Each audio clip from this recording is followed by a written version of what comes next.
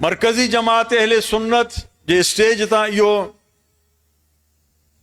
वाज़े जेको सो ऐलान कयो थो वञे त सिंधु दरिया तां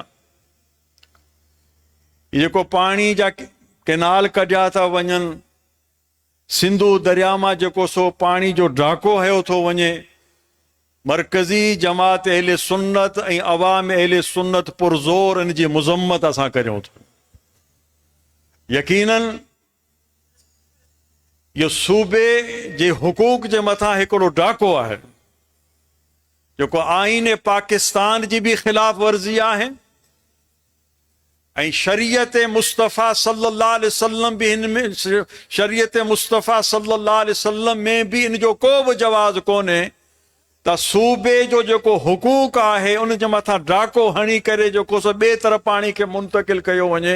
न को शरीयत मुस्तफ़ा उन जी इजाज़त ॾिए थी, न को आईन पाकिस्तान उन जी इजाज़त ॾिए।